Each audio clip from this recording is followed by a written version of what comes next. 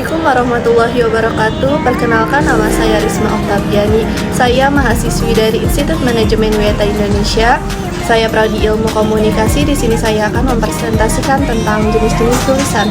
Yang pertama, kalimat eksposisi. Apa itu kalimat eksposisi? Kalimat eksposisi atau ekspositori adalah tulisan yang menjelaskan, menerangkan, atau menguraikan suatu topik secara objektif atau apa adanya, sesuai dengan kenyataan tanpa melibatkan sikap dan atau pendapat penulis. Ada dua syarat untuk penulis kalimat eksposisi. Yang pertama, penulis harus mengetahui benar tentang topik yang akan diuraikan. Kedua, penulis harus mempunyai kemampuan menganalisis persoalan yang dipaparkan dengan konkret. Dan adapun ciri-ciri kalimat eksposisi. 1. Memberikan informasi atau pengetahuan. Kedua, menggunakan bahasa yang baku. Ketiga, berisi tentang sebuah fakta. Keempat, format penulisannya singkat, padat, dan jelas. Yang kelima, bersifat objektif dan tidak memihak. Yang kedua, kalimat argumentasi. Apa itu kalimat argumentasi?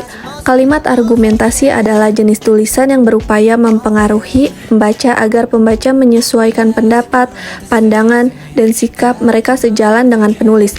Oleh sebab itu, penulis argumentasi akan berusaha menyajikan pendapat, pandangan, dan atau sikapnya, disertai dengan bukti-bukti alasan dan fakta-fakta sehingga pembaca merasa yakin tentang masalah yang dibahas oleh penulis. Di sini juga saya akan menjelaskan ada dua syarat untuk penulis kalimat argumentasi.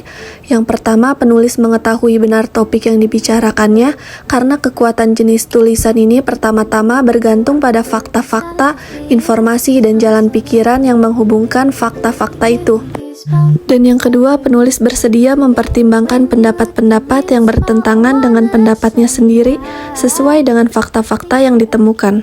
Poin ketiga, pengungkapan argumentasi biasanya dilakukan dalam 3 bagian utama. Yang pertama, ada pendahuluan. Pendahuluan adalah bagian awal suatu teks atau karya yang membuat latar belakang penulis teks tersebut. Yang kedua, pembuktian. Pembuktian berarti memberikan atau memperlihatkan bukti melakukan sesuatu kebenaran, melaksanakan, menandakan, menyaksikan, dan meyakinkan. Dan yang ketiga, kesimpulan. Kesimpulan adalah keputusan yang diperoleh berdasarkan metode berpikir induktif atau deduktif. Baik, lanjut ya. Di sini juga ada 6 ciri-ciri kalimat argumentasi. Yang pertama, tulisan argumentasi berisi materi yang diolah demikian rupa sehingga mampu meyakinkan dan mempengaruhi pembaca.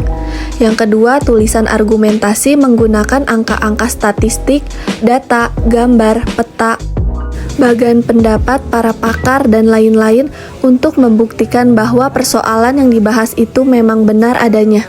Ketiga, tulisan argumentasi memerlukan data yang dianalisis dan disintesis dengan metode yang tepat dan baik. 4. Tentang argumentasi berupaya mengubah pandangan, pendapat, dan atau sikap pembaca terhadap masalah yang dibahas. Kelima, tulisan argumentasi, walaupun berupaya mempengaruhi pembaca, bebas dari nada yang emosional dan subjektif. Dan yang keenam, tulisan argumentasi menyajikan simpulan yang meyakinkan berdasarkan data yang digunakan untuk pembuktian. Dan yang ketiga, kalimat persuasi. Apa itu kalimat persuasi? Kalimat persuasi adalah salah satu jenis kalimat yang digunakan untuk bertujuan untuk meyakinkan, mengajak, merayu, atau membujuk pembacanya untuk melakukan suatu perbuatan dan aktivitas seperti yang disampaikan oleh penulisnya. Ciri-ciri kalimat persuasi ada 5. Yang pertama, mengandung kalimat ajakan. Yang kedua, bisa ditambahkan tanda seru. Yang ketiga, erat dengan kegiatan promosi. Yang keempat, mengandung kata ajakan. Dan yang kelima, disampaikan dengan cara kreatif. Yang terakhir, tulisan argumentasi dan persuasi sama. Persuasi sering disamakan dengan argumentasi. Kenyataannya, kedua jenis tulisan itu berbeda. Walaupun sama-sama bertujuan mempengaruhi pembaca, argumentasi memerlukan sebanyak mungkin bukti untuk meyakinkan pembaca bahwa masalah yang dibicarakan itu mengandung kebenaran. Sedangkan persuasi tak memerlukan pembuktian yang sama asal penulis yakin bahwa bukti-bukti itu telah memadai untuk mendapatkan kesepakatan pembaca tentang masalah yang dibahas. Sekian presentasi dari saya. Seperti hubungan kalian yang selesai tanpa dimulai. Terima kasih.